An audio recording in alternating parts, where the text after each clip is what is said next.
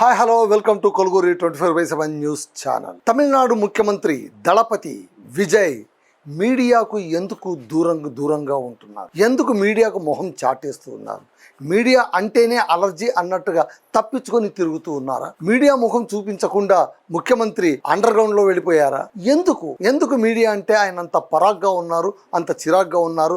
లేదా ఎవరైనా సలహాదారులు ఆయనకు సలహా ఇచ్చారా? దయచేసి నువ్వు మీడియా జోలికి వెళ్ళొద్దు, మీడియా ముంగట అస్సలు మాట్లాడొద్దు, నువ్వేం మాట్లాడినా వైరల్ అయిపోతుందని ఎవరైనా హితవు పలికారా? ఇవన్నీ నేనంటున్న మాటలు కాదు. ప్రస్తుతం తమిళనాడులోన అటు ప్రతిపక్షం ఇటు సోషల్ మీడియాలో చక్కర్ కొడుతూ వైరల్ అవుతున్నటువంటి కామెంట్లు. అసలు వాస్తవం తెలుసుకుందాం. ఏంటి అంటే మే 10వ తారీఖున, ఈ నెల 10వ తారీఖున సీఎంగా విజయ్ పదవీ స్వీకారం చేసిన ధర్మిల ఆయన మీడియాతో ఒక ప్రెస్ మీట్ కూడా పెట్టలేదు. ఇది అతనిపై వస్తున్నటువంటి ప్రధాన ఆరోపణ. అలాగనే ఆయన పాలన సరిగ్గా లేదా, ఆయన ఏమైనా పాలన సరిగ్గా లేదు కాబట్టి ముందుకు వస్తే కనుక మీడియా ఏమైనా ప్రశ్నలు వేస్తోంది, ఆ ప్రశ్నలకు నేను సమాధానం ఇవ్వలేకపోతానని ఆయన ఏమైనా బెదిరి ముఖం చాటేశారా అంటే అలాంటిది ఏమీ లేదు. ఆయన చాలా చక్కగా పాలన చేస్తున్నారని అన్ని చోట్ల ప్రజలే కితాబునిస్తూ ఉన్నారు. నిర్ణయాలు కూడా వెంటనే తీసుకుంటూ ఉన్నారు. ఆయన అసలు ప్రమాణ స్వీకారం చేశారో లేదో వెంటనే వైన్ షాపులను దాదాపు 70 వైన్ షాపులను బ్యాన్ చేసి పడేశారు. గుడికి బడికి సమీపంలో ఉన్నటువంటి మందు షాపులన్నీ కూడా బంద్ అన్నారు. మళ్ళీ ఇలాంటి సాహసోపేతమైన నిర్ణయం బహుశా నాకు తెలిసి ఏ ముఖ్యమంత్రి కూడా తీసుకోలేదని మనం అనుకోవాలి. ఒకవైపు ఇలాంటి సాహసోపేతమైన నిర్ణయాలన్నీ తీసుకుంటున్న సందర్భంలోన మళ్ళీ ఎందుకు మీడియాకు అతను దూరంగా ఉన్నారు? అంత ఉండవలసిన అవసరం ఏముంది అంటే సన్నిహితులు చెప్తున్న మాట ఏంటంటే విజయ్కు ఇప్పుడిప్పుడే మీడియా ముందట రావడం ఇష్టం లేదు. ముఖ్యమంత్రిగా కొన్నాళ్ల పాటు తాను పాలన కొనసాగించి తనేంటో ప్రజలకు అర్థమయ్యాక, తనేంటో ప్రజలకు నిరూపించుకున్నాక అప్పుడు మీడియా ముందు రావడం, ప్రెస్తో మాట్లాడడం సబబని ఆయన అనుకుంటూ ఉన్నారట. సరే, ఆయన మనసులో ఆ మాట అనుకుంటున్నారేమో మనకు తెలియదు, కానీ బయట మాత్రం ఖచ్చితంగా దానికి ఆపోజిట్గానే ప్రొజెక్ట్ అవుతుంది, ఆపోజిట్గానే వైరల్ అవుతుంది. ఇటీవల కాలంలోన విజయ్ ఢిల్లీకి వెళ్ళారు. ఢిల్లీకి వెళ్ళి ప్రధాని మోదీతో భేటీ అయ్యారు. ఏ ప్రధాని మోదీ? బీజేపీ పార్టీకి చెందినటువంటి మోదీ గారు. ఏ బీజేపీ పార్టీని అయితే సిద్ధాంతపరంగా తనకు వైరుధ్యాలు ఉన్నాయి, ఆ పార్టీతో ఎట్టి పరిస్థితుల్లో నేను కలవను అని కుండ బద్దలు కొట్టారో ఆ బీజేపీ పార్టీకి అధిపతి అయినటువంటి మోదీని ప్రధాని మంత్రి హోదాలోన కలవడానికి వెళ్ళారు. రాజకీయ పార్టీలు అన్నాక సిద్ధాంత వైరుధ్యాలు ఉండనే ఉంటాయి. ఏ పార్టీ సిద్ధాంతం ఆ పార్టీకి ఉంటుంది. అన్ని పార్టీలతో కలిసిమెలిసి అలాయ్ బలాయి చేసుకోవాలన్న రూల్ ఎక్కడా లేదు. It's clear. కాకపోతే ఒక్కసారి అధికారంలోకి వచ్చాక ఇతను రాష్ట్రానికి ముఖ్యమంత్రి అవుతాడు, అతను దేశానికి ప్రధాని అవుతారు. ప్రధానికి ముఖ్యమంత్రికి మధ్య ఖచ్చితంగా సంబంధ బాంధవ్యాలు ఉండాలి. ఇది ఫెడరల్ స్ఫూర్తికి చాలా నిదర్శనమని కూడా అంటుంటారు. కానీ ఎన్డీఏ సర్కార్ వచ్చాక ఫెడరల్ స్ఫూర్తికి చాలా సందర్భంలో దెబ్బ తగులుతుంది అని రాష్ట్రాలు కూడా కామెంట్లు చేస్తూ ఉన్నాయి. తమ సర్కారు ఉన్నటువంటి బీజేపీ సర్కారు ఉన్నటువంటి రాష్ట్రంలోనూ ఒక రీతిగా వ్యవహరిస్తున్నారు, బీజేపీ సర్కారు లేనటువంటి రాష్ట్రంలో మరో రీతిగా వ్యవహరిస్తున్నారు అన్న కామెంట్లు కూడా మనం తరచుగా వింటూనే ఉన్నాం. ఎందుకు అంటే 15 ఏళ్ల పాటు వరుసగా ముఖ్యమంత్రి అయిన ఈ ప్రధాని పాలనలోన, మోదీ పాలనలోన ఇలాంటి మాటలు వినవలసి రావడం అనేది నిజంగా కాస్త మనం ఆలోచించాల్సినటువంటి అంశమే. అయితే మనం తమిళనాడు విషయం కాస్త పక్కన పెట్టి తెలంగాణ, ఆంధ్ర చూసుకున్నప్పుడు ఇలాంటి కామెంట్లు మనకు వస్తున్నాయి.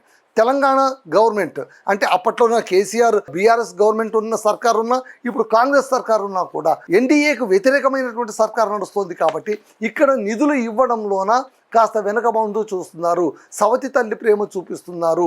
ఆంధ్రప్రదేశ్లో తమ సర్కారు ఉంది కాబట్టి, తాము భాగస్వామ్యంలో ఉన్న కూటమి సర్కారు ఉంది కాబట్టి అక్కడ అడిగిన వెంటనే, ఇంకా అడిగారో లేదో వెంటనే నిధులు విడుదల చేస్తున్నారు. ఇక్కడ అడిగినా కూడా నిధులు విడుదల చేయట్లేదు అని కొన్ని కామెంట్లు అయితే వినిపిస్తాయి.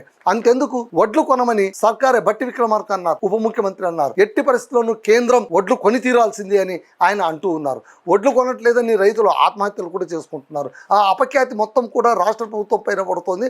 ఆ రాష్ట్ర ప్రభుత్వం మూట కట్టుకోవాల్సి వస్తుంది. మీరు సరిగ్గా ఆలోచిస్తే గత బీఆర్ఎస్ ప్రభుత్వంలో కూడా సర్కారు మద్దతు చివరికి రాష్ట్రమే ఆ ధాన్యాన్ని కొనుగోలు చేసి కేసీఆర్ ఒక మాట అన్నారు అప్పటి ముఖ్యమంత్రి, అయ్యా దయచేసి మీరు వరి పండించొద్దండి, మీరు వరి పండిస్తే మనకు ఇబ్బందే అని అంటే కేసీఆర్ వరి పండించొద్దని అంటారా అని అప్పటి విపక్షంలో ఉన్నటువంటి చాలా పార్టీలు అగ్గి మీద గుగ్గిలమయ్యాయి. మళ్ళీ ఇప్పుడు ప్రస్తుత పరిస్థితి చూస్తుంటే అది వాస్తవమే అని మనం అంగీకరించక తప్పదేమో అని అనిపిస్తోంది. సో ఇంక ఈ విషయాన్ని పక్కన పెడితే, అంటే ఫెడరల్ స్ఫూర్తి అన్నప్పుడు మనం ఇవన్నీ చెప్పాల్సి వస్తుంది.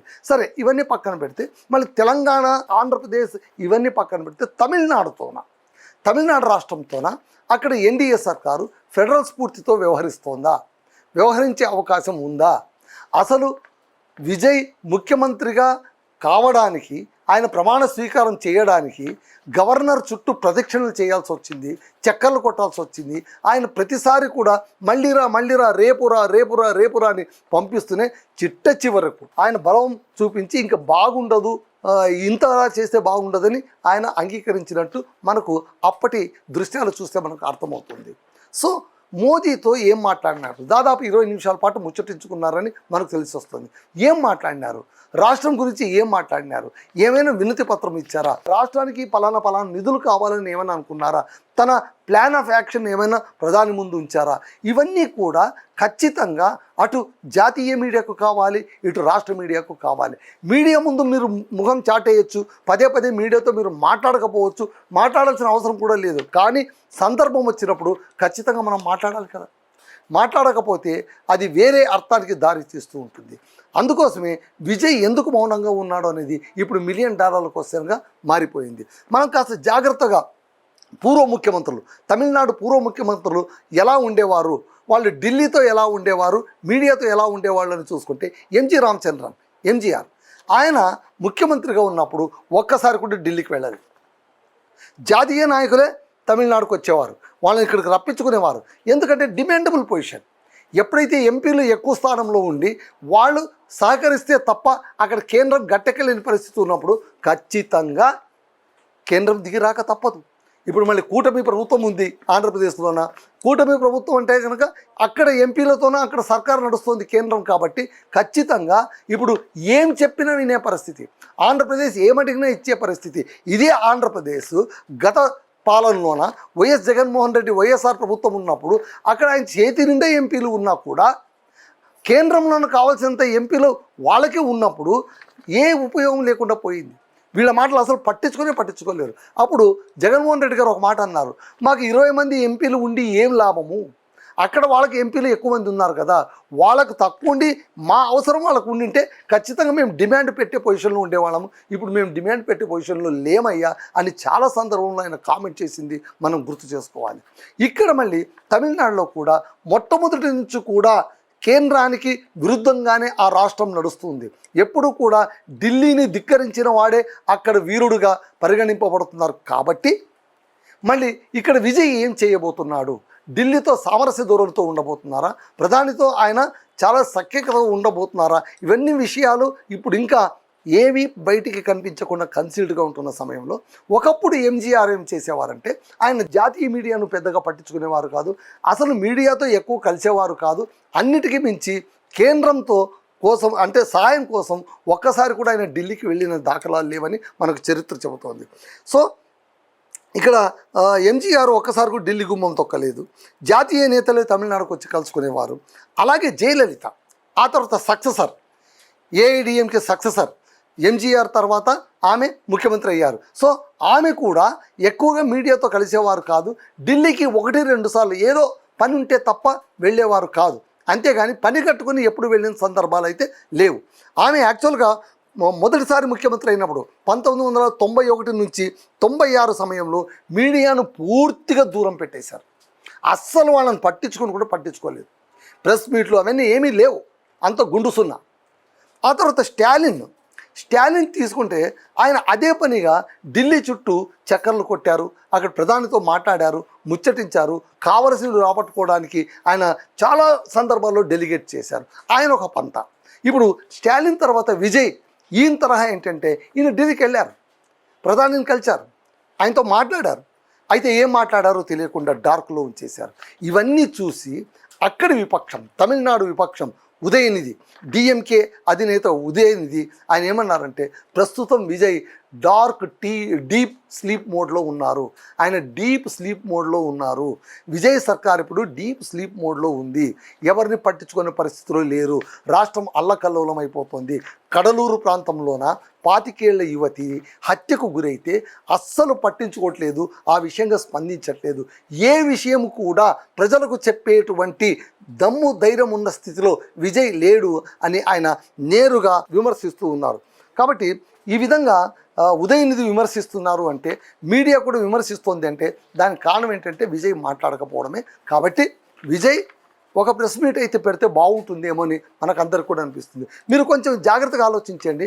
ఆంధ్రప్రదేశ్లోన జగన్మోహన్ రెడ్డి గారు ముఖ్యమంత్రిగా ఉన్నప్పుడు అసలు స్టేట్ మీడియాను పట్టించుకునేవారు కాదు. ఒకసారి కూడా ప్రెస్ మీట్ పెట్టలేదు. అదే ఆయన పైన చెడ్డ పేరు కూడా వచ్చింది. ఆయన ఎప్పుడు కూడా నేషనల్ మీడియా వైపే మాట్లాడుతుంటారు కానీ స్టేట్ మీడియాను, లోకల్ మీడియాను అసలు ఆయన మాట్లాడరు అని. నేషనల్ మీడియాకి ఇంటర్వ్యూ ఇచ్చేవారు కానీ లోకల్ మీడియాకి మాత్రం అస్సలు ఇంటర్వ్యూ ఇచ్చేవారు కాదు, పలకరించేవారు కాదు. ఆ అపకీర్తి అయితే ఆయన మేము మూట కట్టుకున్నారు.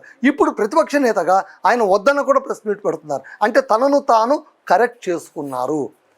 అలాగే ఇప్పుడు మళ్ళీ విజయ్ ఎప్పుడో ప్రతిపక్ష నేతగా మారిన తర్వాత కరెక్ట్ చేసుకునే పరిస్థితి కాకుండా ఇప్పుడే ఆయన తన్ను తాను కరెక్ట్ చేసుకుని అడపాదడపా ప్రెస్ మీట్ పెట్టి విషయాలు మాట్లాడుతూ ఉంటే ఈ డార్క్ నుంచి కాస్త బయటపడే సందర్భం ఉంటుంది. సో ఆయన ప్రెస్ మీట్ పెట్టనంత మాత్రాన, మీడియా ముఖంగా మాట్లాడనంత మాత్రాన ఏ పనులు చేయనట్టు కాదు, పాలన అసలు కొనసాగించనట్టు కాదు. దేని దారి అదే. ఆయన చక్కగానే పాలన కొనసాగిస్తున్నాడని ఆయనకు మంచి మార్కులే పడుతున్నాయి. ఎందుకంటే ఆయన నిర్ణయాలు సత్వరంగా తీసుకుంటున్నారు. రైతుల రుణమాఫీ ఆల్రెడీ ప్రకటించేశారు. మళ్ళీ ఏవేవి కావాలో అవన్నీ కూడా ప్రకటించేస్తున్నారు. కాబట్టి ఇవన్నీ చేస్తున్నారు. చేసిన పని చెప్పుకోలేనివాడు ఈ సమాజంలో చేతకానివాడు అనేటువంటి ఒక వాక్యం ఉంది. కాబట్టి మీరు చేతనైనటువంటి ముఖ్యమంత్రిగా ఖచ్చితంగా మీడియా ముంగట మాట్లాడితే అన్నీ బాగుంటాయని అందరూ అనుకుంటున్నారు. చూద్దాం ఏమవుతుందో. That's all.